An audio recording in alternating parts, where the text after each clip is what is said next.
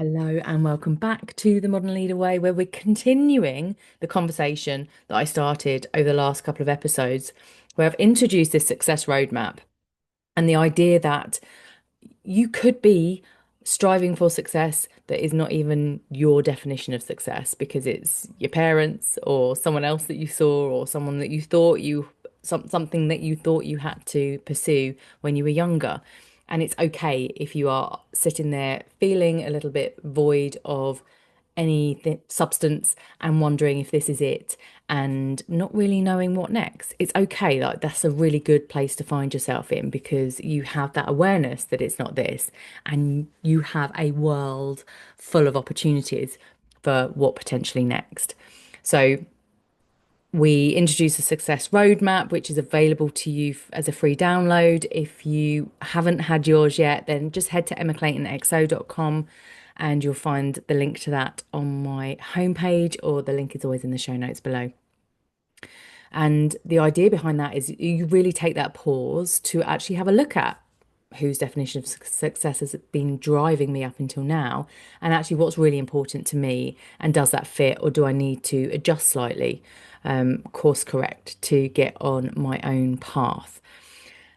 And then last week, I introduced the slight change in emphasis, and it's really an evolution. It's not a pivot or anything like that, but how I'm here very much for the big, bold transitions, those people that are ready to make the big, bold moves in their lives, whether that's in their corporate career or they've trained to be a teacher their entire life and they've decided that no, teaching is not for me anymore, but they don't know what next, or they have created a business that's successful but doesn't feel good.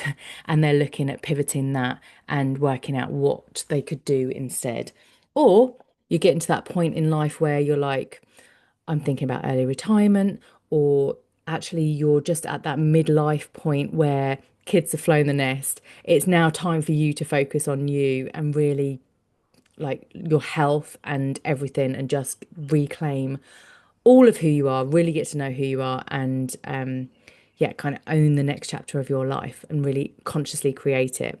Or you're faced with redundancy and you're looking at what else you could be doing. So it's those real kind of pivotal moments in your life that I come in, and I can come in at the very early ideation phase with a game plan or strategy day, or it could be actually supporting you in that transition. And it's in this transition that the Modern Leader Way really comes to life, because the Modern Leader Way is very much the identity shift that is required to really embody the truth of who you are, your personal power, and do life in your way. Do life and success in the way that only you can do it, because you are you and you are unique, and no one else has the vision on your heart that you do. So today I just wanted to spend a little bit of time walking you through what that identity shift looks like. I'm calling it the success formula. And if you've been here any length of time, you would have heard me talk about these component parts before. And they are parts and pieces. They are not a linear journey. They are phases that we can dip in and out of as we go through this identity shift, as we go through the big, bold transitions. So, the formula in brief is when you know, like, and trust yourself, i.e., you know who you are beyond the roles and titles that you have acquired over your life, when you know what lights you the fuck up, and you've learned to accept and love the skin you're in, and you trust your body, you trust your intuitive knowing, and you trust your voice, and when you lead yourself first, i.e., you're walking your talk, even when no one's watching, you take radical responsibility for your choices, for your energy, and for your future. And when you bring your whole self to the table, so you've stopped editing, you've stopped diluting yourself to fit in, you show up as you are, you're fully expressed, you're grounded, and you feel free in being yourself. And when you amplify that by leading in your own way, i.e., not like someone else, your predecessor before you.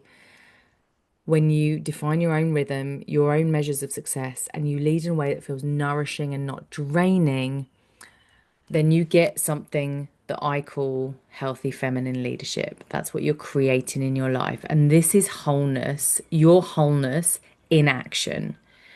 It's a new way of leading in your life, one that honors all of you, your whole self.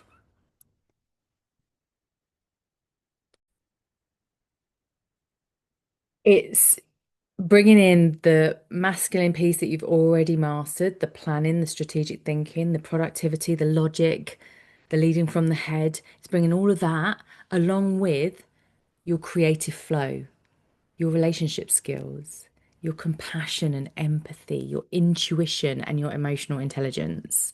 Because those parts of you have been waiting for an invitation to come online, and this is it. So it's integrating both your feminine power and your masculine edge. This is the modern leader way.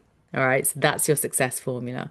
And I want to bring this to life really by talking about some examples of the women that I have worked with in big transitions who have really mastered this and embodied this identity shift. And I want to talk about Kresh to start with because Kresh was on the podcast actually. If you go back to episode 42, this was a rerun of an initial conversation I had with her back in 2022, I think, or 2021, where she was talking about working with me to overcome imposter syndrome. And this was as she transitioned from a vice president into a director role, where she went from being a client markets pricing actuary into being a market head. So she was head of Australia and New Zealand. And she was going to be responsible for some cross functional teams. She was going to be having conversations at a more senior level and in bigger rooms, right? And what crept up for her was some doubt around her ability to be able to hold herself in those conversations, to be able to bring value. And she was questioning whether or not she was really up to it. And actually, I've spoken about this many a time before. When imposter syndrome strikes, it's likely that you're trying to be someone you're not. And so a big part of the work Crash and I did was about how she gets to bring her whole self to the table. And that did start with knowing who she was. And we used human design as a beautiful tool to help her tap into her natural nature, her leadership blueprint. So how she naturally moves through this life and how her energy is received when she walks in the room, that leadership presence that she has naturally, and really understanding that and how she gets to leverage that in the room enabled her really to bring her whole self to the table. That and a few techniques around how to manage her physiology when it changed, when that kind of fear strikes, just as you're about to walk into a boardroom meeting or you're about to say something in the meeting and you've got that little niggle in your mind going, you can't say that. What if you get it wrong? And yeah, she totally nailed that and smashed it. And what I loved about Crash was she really was a fast like learner. I don't want to say learner because like yeah, she's a smart woman. But she really grasped it really quickly. So she was able to not just manage her physiology and her state walking into these rooms, but she was able to really see how she gets to add value in that space because she knew who she was and she knew her skills and her kind of unique differentiators and what she brought to the room. So that identity shift was a real fast in action. And it really culminated with Kresh in one of our sort of last conversations that we had, where she was like, now I'm sort of in my flow. I get that I can nail this, I can own it, but what else is there? Because there must be more to life than this. And I took her through a beautiful visualization where she tapped into her vision of the future and like why she's here, like that bigger purpose. And it was so beautiful to see her tears flowing and like just really having this realization that yes, there is like this role, this job that you have that pays you well gets to support you to make a difference in the world in a more philanthropic way that she saw for herself. And Kresh is actually Sri Lankan, and she saw where she can make a difference for underprivileged children in her home country. And so it's really beautiful.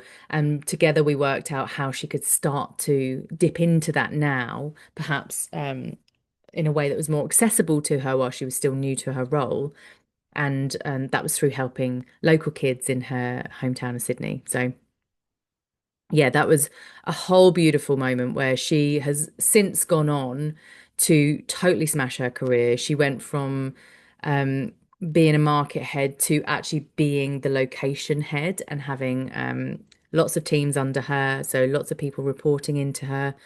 And she's since started a new role in another company in a totally different field. So I'm really, really pleased with the work that Kresh and I did together and how that gave her a really good foundation to help her really start to own things and put a step forward in the modern leader way. So that was Kresh. Another one in terms of identity shift was Shima, and I've spoken about Shima. Shima's also been on the podcast more recently, and she and I worked together over a few years actually on and off, and we did some really deep work together because she had this opportunity ahead of her where she wasn't just stepping into a promotion, but she was also moving countries, right? She was going to be, she went from being a vice president into a director role. She went from being, someone in a team to having a team. They were going to be across multiple locations in a new market across Asia. She was again going to be exposed to conversations at different levels. And and she had this whole, I'm going to be in a totally different town without my friends, without my family. Um, she really wanted to put her best foot forward. And she also wanted to not go into it and just work 100% of the time. She wanted to really make sure that she prioritized her health in this change, in this transition, and to also put relationships up at the forefront of her goals. So not just making new friends, but potentially also getting them out on the dating scene. So that was a big part of our conversation. And again, we brought human design in to help her really know, like, and trust herself. And that was a big part of the conversation that we had. Shima has a beautiful, massive heart. She is already a very feminine leader, feminine led. She leads from the heart. She is all about compassion and empathy for her fellow humans. She is a big advocate for underprivileged, underrepresented kind of groups of people. And she actually comes from Pakistan. She was born in Pakistan, brought up in Australia. And she has a big affinity with what is going on in Gaza right now. And she was also featured on my Gaza Roundtable earlier this year. So she has a big heart. And what we wanted to do in this identity shift as she moved was really ensure that that heart, she was able to lead with it, that she was able to show her team that she has heart, that she's not just this robot, that it showed her clients and her peers and her manager that this is how she leads. And she really did find a rhythm and a place for herself by leaning into really knowing who she is and how she wants to lead without looking at who'd been before her, because she hadn't actually known the person that had gone before her. And yeah, the work we did together was absolutely beautiful.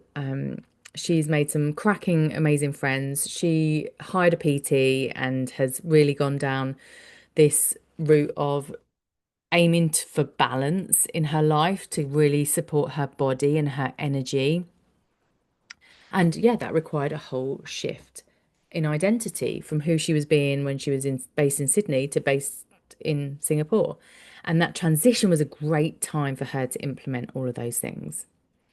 So Shima is just killing it. She is very sought after by her peers, and by her management team often want to give her more because she does seem to have a very natural way of coping with more. and also just has very natural skills when it comes to team and people leadership.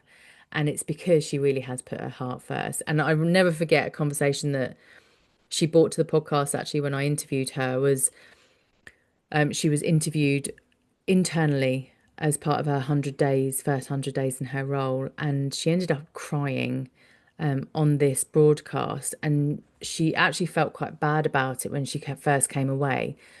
But the beautiful thing that happened was it connected with so many people. That vulnerability she showed when she shared a very personal story about how she lost her cousin during COVID and how that inspires her every day to show up and do the scary thing, to yeah, just lead herself first.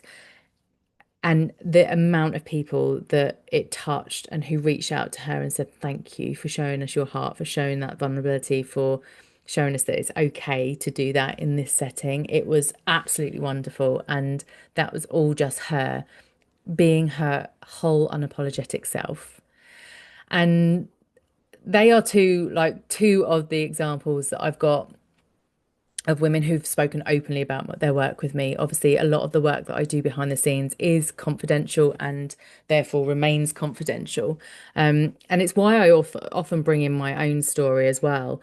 And I think the biggest transition I've been through is going from my corporate career into being a coach, or from being self-employed to being an sorry, from being employed to being self-employed. That was a huge transition, a huge transition, and one where I actually rejected a lot of my masculine skills when I left. So I threw out the to-do list. I used to have lengthy to-do lists. I had to-do lists per project. I had to-do lists for home. I had to-do lists for my social life. I had to-do lists for each team member. It was quite exhausting being me, I think, in the corporate world. But I'd learned this way of being very logical and very organized and very on it. And I rejected that when I left, and I was like, I'm never having a to-do list ever again. And I didn't for a few years. And then I realized that that doesn't serve me either. So I had this real, let's say, challenge.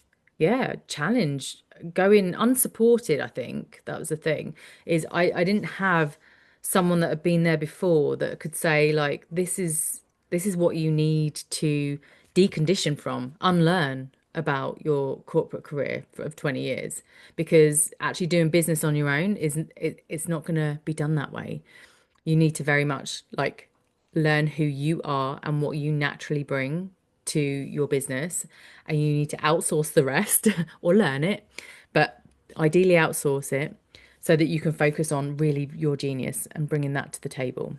A big part of my work was also bringing my whole self to the table, right? What you hear on this podcast is a very raw and real account of anything. Like, I'm an open book. When you get in the secret leader files, which is my low cost subscription where I truth tell in the moment, that's another level of truth that you get from me. But it's all real. And it's all something, all the things that I've learned throughout this identity shift of it being okay to bring my whole self to the table, because it never used to be. I never used to spill what I did. I used to suffer in silence behind the scenes.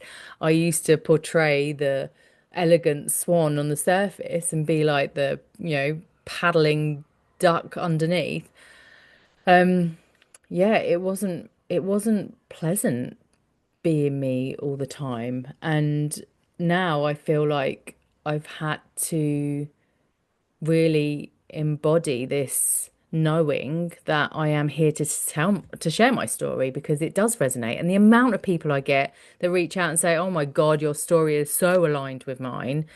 Only I've never like met anyone that's been open about it before. And that I feel that's my job. But that was a whole shift. A whole shift. Like, it was, I've spent the last 5 years learning myself through the tool that is human design that I've mentioned with the last two clients that I brought in. It's something I love bringing in with my clients because I've been on my own human design journey for 5 years now. I've learned so much about myself. It's not to put me in a box, but it's to say, oh, that's why I do that thing. Or That's my natural nature. So that's how I want to build a business around my natural operating modus operandi, right? Um, so human design has been a huge part of my journey, and it's why I always bring it into my one-to-one work during this identity shift, because it's like if you don't know who you are or who you're not, actually, who you've been being that's actually not who you are, then how do you know who you are? And I think human design is a great indication, like for you to go, yeah, that makes sense, that doesn't, like not to put you in a box. So that's been a big part of my identity shift. And then, like, getting to lead in my own way, this has been huge. Like, I wanted a camper van, and I was like, but how does that fit with this, like, brand online? This, like, I work with corporate women at the time. Um, so how does that, like, fit? But it was like, no, fuck that shit. I want a camper van. I want to be able to grab my dog, not grab him, but put a lead on my dog, grab my laptop and some lunch and head out for the day in my camper van and work from the cliffs and go for a walk and just like that is me creating the life that feels fulfilling to me. It's fulfilling to me that I get to move my body in the morning and I get to take my dog with me and I get to take my laptop and sit up the cliffs and still deliver work and still deliver for my clients and show up for my community. And yeah, there's nothing better than that. But that wasn't even, I didn't even fathom that that was a possibility when I was still in corporate. So that's been an identity shift as well, to really own the way that I work and that I want to lead. And then the whole healthy feminine leadership piece is this is a whole other conversation that I'm going to bring back for another episode. I'm going to save it for another episode.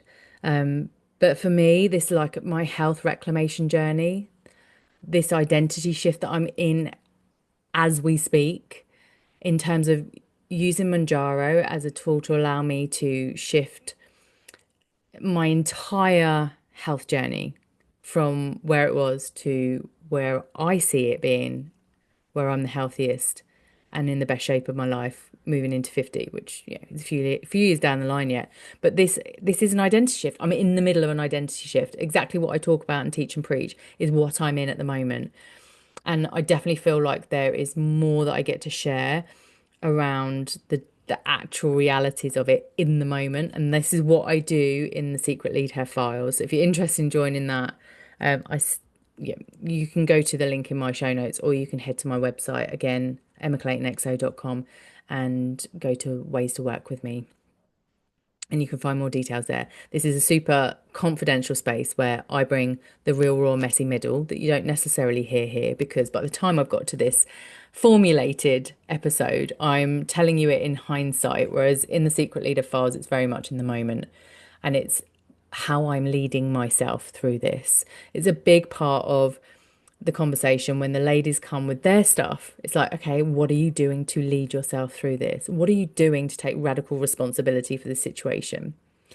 What are you doing to shift yourself out of imposter syndrome, to move through resistance? What are you doing to change your current environment? This is the big part of the conversation. This is the identity shift that you get to make as you move through the transitions that you know you are here to make.